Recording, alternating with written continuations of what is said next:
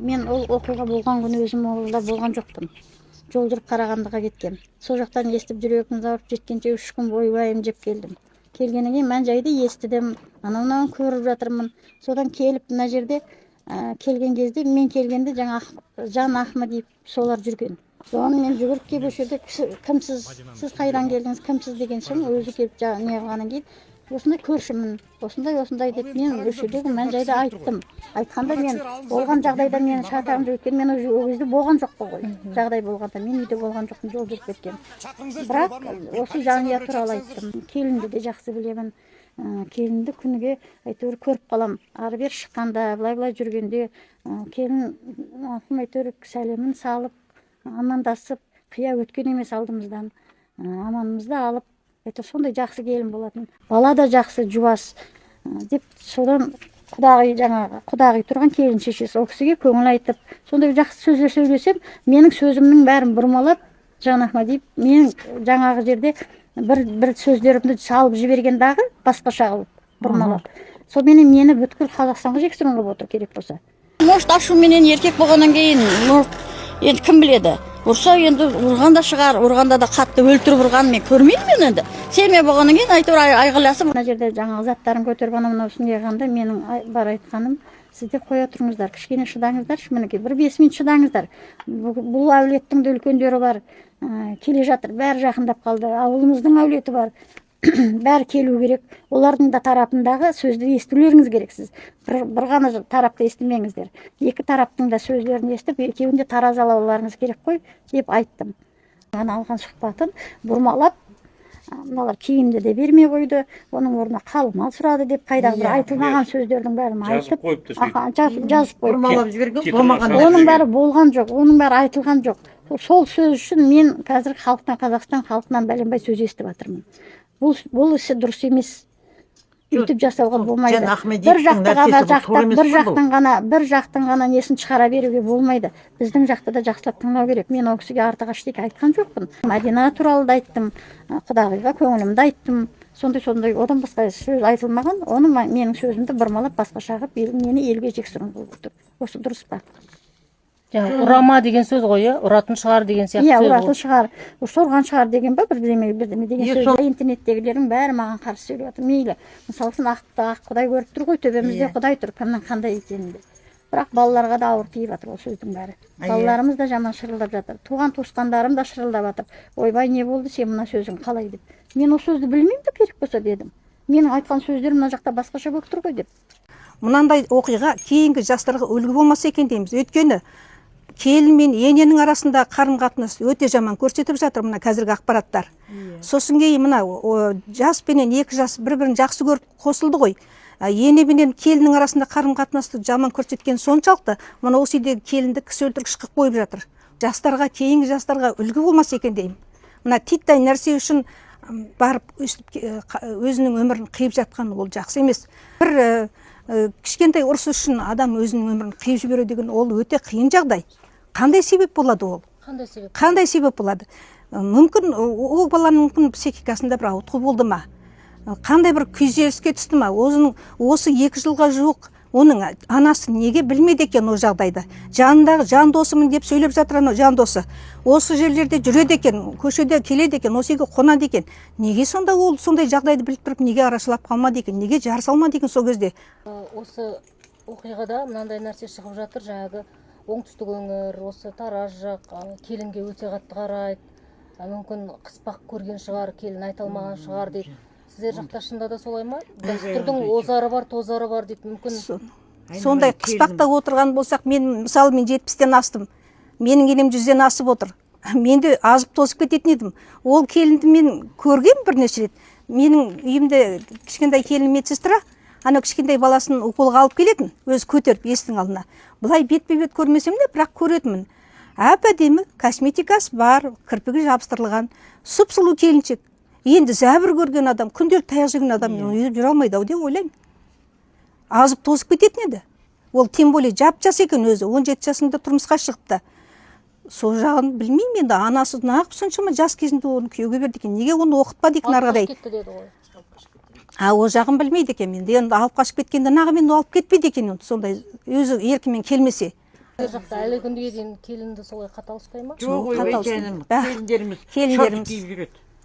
Ауылдың келіні қайсы, қызы қайсы екенін білмейсің. Қысымшылық көретін ауыл емес, газымыз бар, суымыз бар, светіміз бар.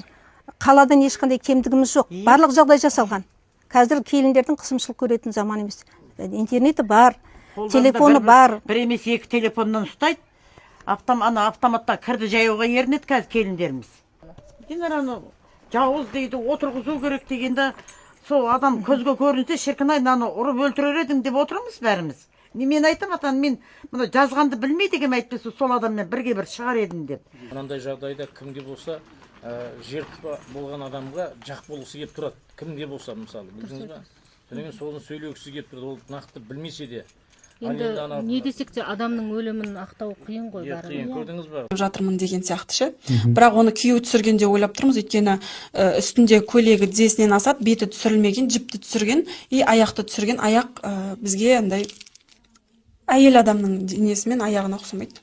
Күйеуі өзі істі имитация істеуі мүмкін ба? Сондай жасаған деп ойлап отырмыз. Сондай видео келеді. Ол видео қазір сізде бар ғой? Мамасында бар. Вообще бізде бар. Видео бар, барлық дәлелдер бар бізде. Таяқтың астында қалған денесінің бәрінің видеосы бар. Бәрін дәлелдерін бәрін түсіріп алдық. Маған айтатын, ол енеміз ортамызға от салатын деп айтатын. Мен басында Мадияр маған көмектесіп жүрді дейді, бірақ артынан уже енем сен не қатыныңа көмектесіп жүрсің деп айтқан ғой. Сол кезде уже Мадияр маған деген отношениесі өзгеріп кетті дейді. Всегда мамасын қорғайды. Даже мамасын қорғаған кезде мені ұрып бастады дейді да. Сондай не істеген. Мадияр сізге хабарласты ғой, видеоларды өшіріп таста деп. Иә, өшіріп таста дейді. Ол ешқандай ода сожаление жоқ, андай өкініш сезімі жоқ. Маған айтады, спокойно отыр, мен баламды детдомға тастағым келмейді, сен өшіріп таста, келіп бәрін шешеміз дейді маған. Мен айттым, мына жақта біреудің қызынан айырылып отыр ғой бір ана, мен өшірмеймін дедім ештеңкені. Сен балаңнан айырылсаң, ол ана қызын қайтара алмайды дедім мен оған. Ол сосын бүкіл сообщениямды чаттағы удалить етіп тастапты, даже мен сообщениямды жоқ. Қазір мен жуынтырып шықтым, басына былай кесіп тастаған, тігіп тастаған. Былайына басы жарылып жатыр, оны басын жарып өлтірген. Бізге әділдік керек. Оларды енесімен ол ұрады екен постоянно. Екеулеп ұрып, сол күні тоже солай жасаған. Бірақ олар өлтіріп тастаған. Еще былай олар өзін асыватыр деп өтіріктен видео алған. Ол видеода былай тұр. Әйел адамның тұрысына ұқсамайды. Аяқ көрінбейді вообще. Шелек пе, 5 литрлік бутилка ма сондай затқа ұқсайды. Вообще шелекке де ұқсамайды, өзін асқанға да ұқсамайды. Өзін асса адамның аяғы былай тұрады. Дұрыс па? Неге өзін асқан болса, неге сол жерде тұрмайды? Неге бізге сразу айтпайды? Өтірік айтып, олар жасап тастаған. Мен әділдікті істеймін. Менің сестренкамды өлтіріп отыр. Кеше мен Өзбекстаннан келдік. Әжесі келді, мен келдім. Күйеуі жұмыс істегісі келсе жұмыс істейді, жұмыс істегісі келмесе жұмыс істемейді. Ол даже баласы түсіп қалған кезде ол қатты қан кетті одан. Күйеуінен ақша сұраған кезде күйеуі ақшам жоқ деп отказ жасаған ғой одан. Ол даже әйелін дұрыстап асырамаған ғой.